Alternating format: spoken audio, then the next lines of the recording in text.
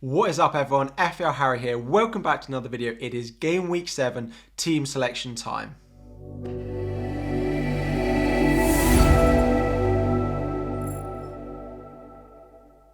What is up everyone, FPL Harry here and welcome back to another video. In today's video, we're going to have a look at my Game Week 7 team selection. I'm ready to lock it in ahead of the upcoming game week starting on Saturday morning. Thank you all so much for joining. If you are enjoying all the content, let's try and hit 1,000 likes on this video again. Before we get into Game Week 7, a very quick review of how I got on in Game Week 6. I don't want to brag, but it was a good one. I took a -4 transfer. I sold Archer and the injured Rodrigo, and I brought in Ivan Toney and Jack Harrison. Now, Jack Harrison wasn't a raging success. He only got 1 point, but I did bring in Ivan Toney and have him for his massive hat-trick, 17-point return with 3 goals, maximum bonus points as well in Game Week 6. It was enough to give me a pretty hefty green arrow despite taking a -4. 59 -4, so 55 net overall score this week moved me from 250k up to 125k. Was hoping to creep inside the top 100k this game week.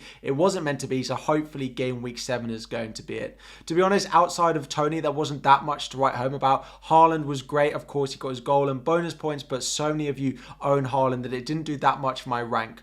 In defence, Kieran Trippier continues to perform really well for me. Very happy that I decided to go into the start of the season, Game Week 1 with Trippier. He's only risen in price now up to 5.2, and I think he will continue to do so. Definitely one of the transfer targets I would recommend you going getting. From my preview video earlier in the week as well, I spoke in detail about why I thought Trippier would be a good asset for you all to go and buy.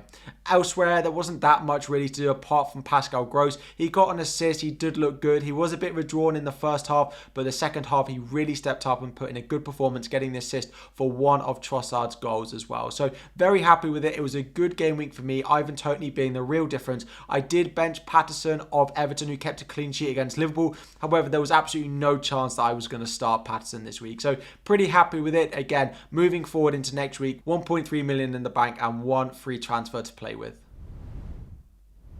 So looking at potential transfers for me going into Game Week 7, the first one is actually Gabriel Jesus of Arsenal. He's riding his luck after a 19-pointer in Game Week 2, and he's been really disappointing in terms of his FPL returns since then. I have the money in the bank that I can do an upgrade, but there are also plenty of downgrades that I could go and make, and then free up a little bit of money that I could go and invest elsewhere. Mitrovic is probably the #1 replacement that I'm looking at, given that I already have Haaland and Ivan Toney in my team. Game Week 7 sees Mitrovic play at home to Chelsea, which is a bit of a difficult fixture. However, we have heard that Chelsea have decided to sack manager Thomas Tuchel. It does sound like Potter from Brighton is going to be in charge, but whether he'll be there to change the system and get things ready for that match against Fulham, I think is unlikely. So we might see a Fulham attack do well against that Chelsea defence. But after Game Week 7, there is a really nice run of fixtures. It is worth bearing in mind as well that that Brighton versus Crystal Palace fixture in Game Week 8, so not the fixture just coming up, the one in Game Week 8 has been cancelled and postponed to a later date that we're unaware of. Next up, we have Isaac. The Newcastle fixtures are really nice. The only concern with him is exactly where he's going to play when Callum Wilson comes back. It's unlikely that they line up with a front two because I don't think it sits well with the rest of the players they've got in the squad. I think it will more be that Isaac drifts slightly more out to the right-hand side, may take Almiron's place in that Newcastle team. However, we've seen already that he's capable of finishing chances and getting chances as well, so I think he's very capable for his price of just 7 million being a very good asset, but I still think with the fixture turn now for Fulham, I prefer to go for Mitrovic. And the final one we've got here is new signing for Chelsea, Pierre-Emerick Aubameyang. Again, we start to see a really nice run of fixtures for Chelsea, coming in at 9 million, less than we thought Aubameyang would come in for at Chelsea. Now again, a manager change, I will have to wait and see exactly how that Chelsea team line up, where Aubameyang fits in, where Sterling fits in, Mount, Havertz, all of these players. Hopefully not Ziyech or Pulisic as a Chelsea fan. Don't want to see them in the starting lineup anytime soon, but again, I might have to wait and see. So I am really looking at Jesus out and then Mitrovic in, but it would make a lot of sense for me to wait 1 week, give Jesus Everton at home, and then bring in Mitrovic for Nottingham Forest in Game Week 7. Next up is a defensive transfer I've spoken about in detail over the past couple of weeks. I brought Saliba in when Reece James was out, and I completely regretted making that transfer. Again, I've spoken about moving him and removing him and potentially going for other options, and I'm definitely still considering that. I've looked at Reece James as an obvious option, and I have exactly the right amount of money in the bank to go from Saliba up to Reece James. The 1.3 I have would allow me to do that. I could do it this week and then play Reece James against Fulham, but again, slightly concerned exactly how Chelsea are going to line up now that Thomas Tuchel is not in charge and we don't have a full confirmed manager at time of recording as well. Again, the fixtures for Saliba, as it was for Jesus, are good in the short term, particularly Everton at home. Brentford away in the fixture afterwards is difficult, and after that, there are a lot of red fixtures in there. Home fixtures okay against Tottenham, Liverpool and Manchester City, but still difficult fixtures for Arsenal that I don't really want to have any of their assets, particularly their defenders in. So Saliba is definitely on the chopping block. Reece James is in there, and then Perisic I could move to next week. Of course, he plays Manchester City this week, so it wouldn't really make sense to make that transfer. Again, a similar thing with West Ham. A difficult fixture this week, but after that, Emerson at 4.0 playing at left wing back. West Ham have a really nice run of fixtures starting very soon, and I think moving that money out of Saliba into Emerson, playing a 3 at the back formation that I'm doing now, could play Trippier every week. I could then use that money to invest in my squad. So although I prefer Reece James to Emerson, it makes a lot more sense for squad structure for me to go and get a 4.0 million option.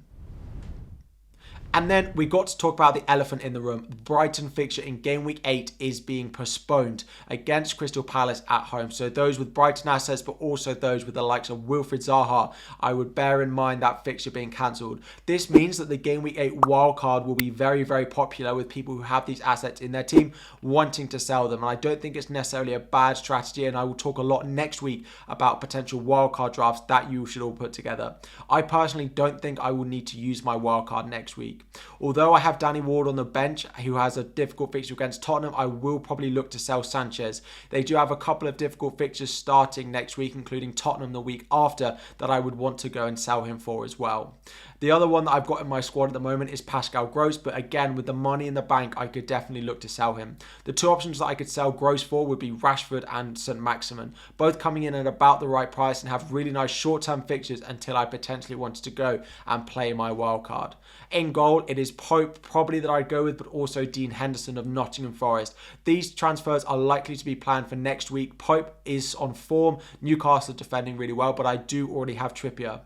The fixtures for Henderson, the save points he's getting, the penalty saves are really appealing for him.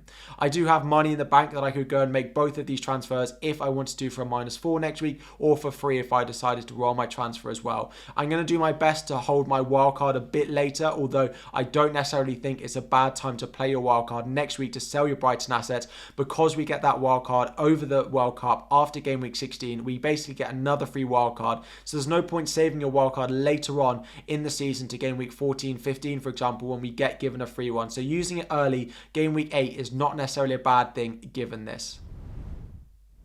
So looking about my game week 7 lineup, I'm not going to beat about the bush. I'm not going to make this video longer than it needs to be to talk about, oh, here's one player that I could do.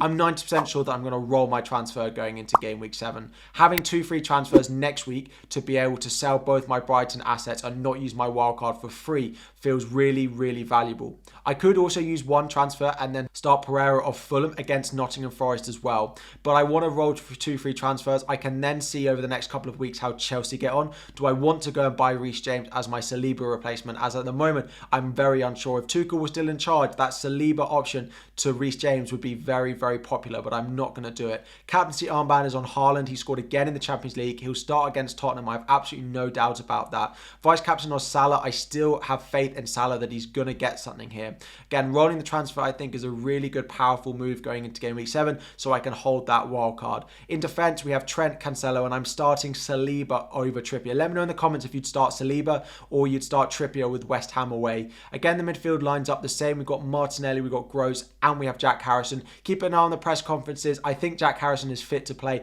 but he did go off at half-time in game week 6. Nothing really to decide on the bench apart from Trippier, Tony, Jesus, Haaland up front. This time lining up, planning on rolling the transfer unless we get any disastrous news in the press conference that one of my players is potentially injured. Drop any questions you have in the comment section down below. If you haven't already, please subscribe to the channel. Make sure you've liked the video as well. Closing in on 33,000 subscribers. The support has been absolutely crazy. Hoping for 1,000 likes on this video as well. Good luck in game week 7 if I don't see you before then. There will be a deadline stream on Saturday morning as well, though, if you want to get any final questions answered live. But always, as I do, the first hour hour and a half of every video, I answer every single question in the comment section. So leave any comments you have in the comment section down below. Thank you all so much for watching. Good luck in Game Week 7, and I'll be back again very soon.